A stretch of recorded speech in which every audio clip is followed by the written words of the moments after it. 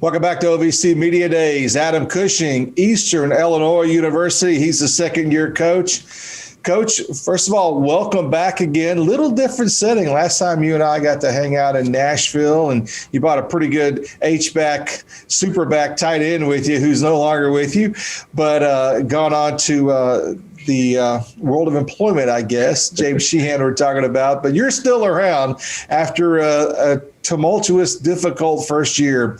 Was it everything you thought it would be? Yeah, tumultuous is the right word, right? We certainly had our share of challenges in that first year, and certainly wish we'd have had some different results. But like everything, right, you take that and learn from it. And I think that that season really catapulted us into a tremendous offseason. Proved to be a little bit more extended than maybe we anticipated of an offseason, but it certainly showed us what we needed to do in order to find those tiny little details that separated us from winning games. So I'm sensing that this extended season from fall to spring has benefited you and the team, although you've been unable to get on the field and prove it, so to speak. Absolutely. I think what it's done, it's allowed us, number one, to really focus on our core values, on who we are as a program, and deepen some connections, right? We talk about our why in our program is for each other, and we just didn't have enough connection to one another. And so, this extended off season's allowed so many opportunities for our young men to connect to one another, truly create a team.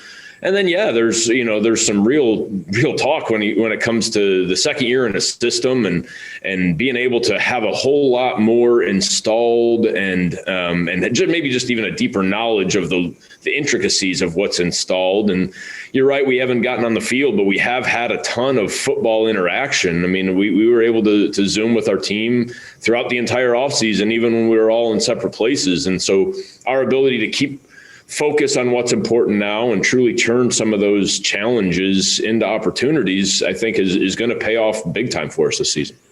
I want to get to some specifics about some players here in just a moment, but 7-game conference schedule. Is this going to be one of those classic situations where you learn a lot about this football team or any football team in this league for that matter from game 1 to game 2? Oh, 100%. I mean, I think we're with a brand new set of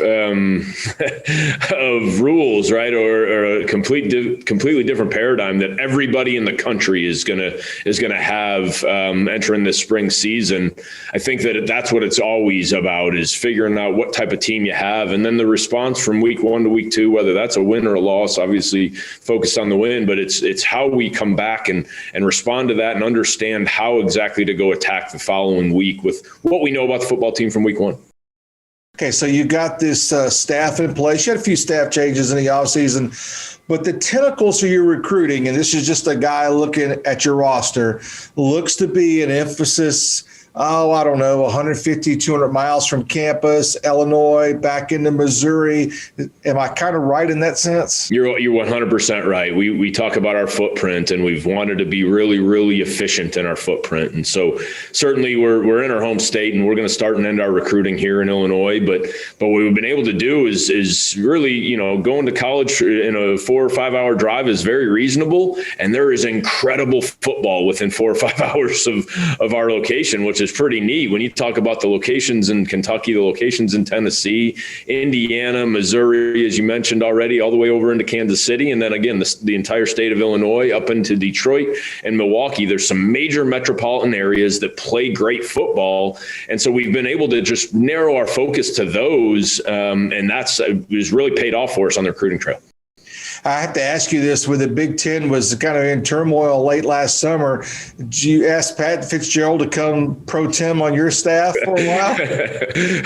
Yeah, sure. That was his plan the whole time, was to come down here. No, we've stayed in constant contact. It's an incredible resource for me. I've been very fortunate to be able to talk to him on a weekly basis and learn from what they went through. Certainly, right. I think everybody in the country is talking to the FBS coaches and say, okay, how how do we do this a little better? How do, we've been talking about all these unintended consequences and unanticipated possibilities. Well, there's some people that have gone through it, and some of those possibilities can be more anticipated and planned for better.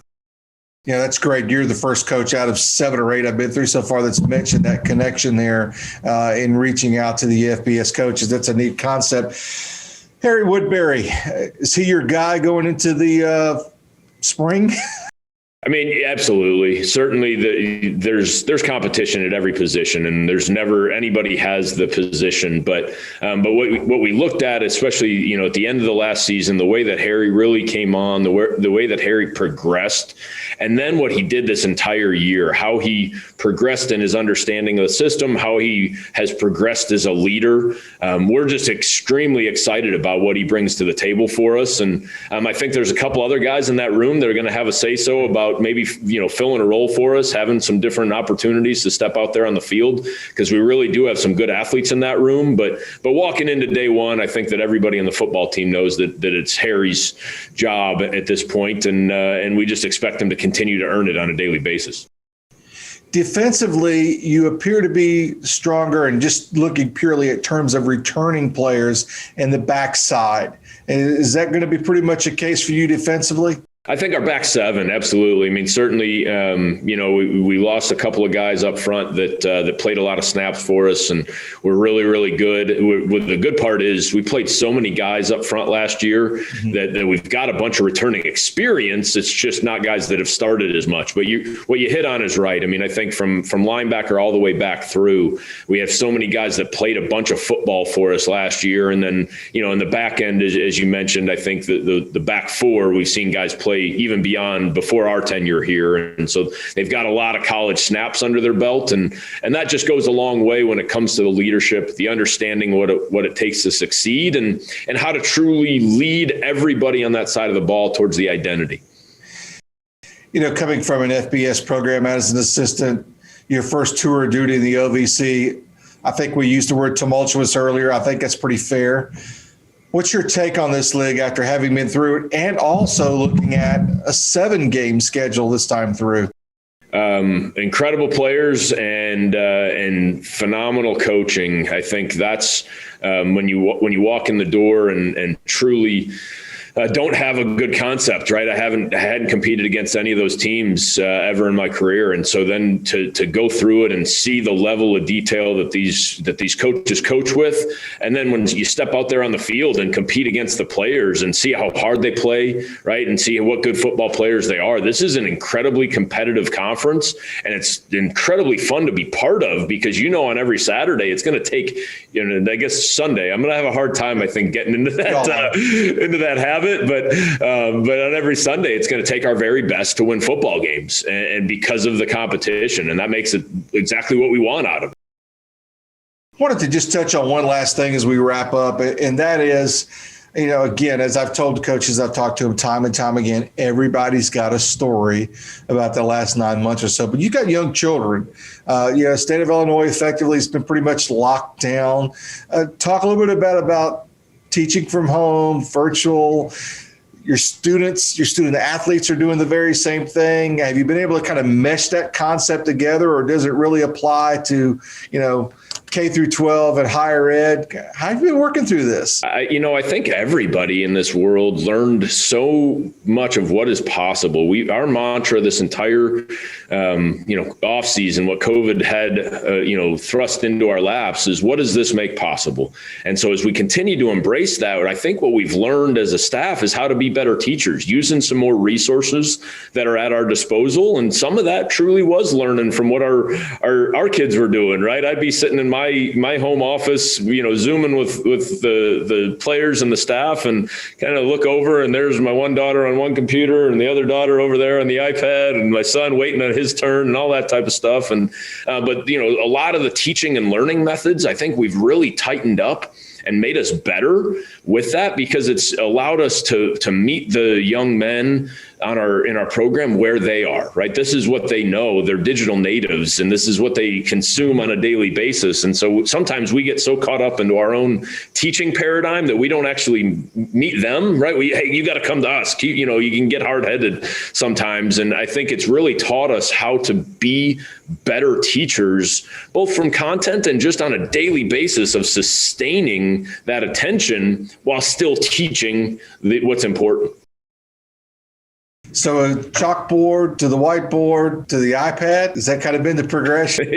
That's exactly right. Again, just using different ways of film. There's online, free apps where you can, have quizzes and be structured in so many different ways. And again, I don't want to get too deep here. I'll take your time forever on teaching and learning and theory and all that stuff. But it's all about trodden paths between the things that you commit to memory and doing it over and over and over again. But it certainly gets boring if you just do it over and over and over again the exact same way. Just go in the classroom, turn the lights off, watch the video, make them, And so if you're finding different ways to trod that exact same path, it's going to just strengthen their recall and their ability to learn. And as coaches, our job is to two things: care about the kids and be great teachers. And if this gave us an opportunity to be even better teachers, I think we're going to come out of it with an incredible positive.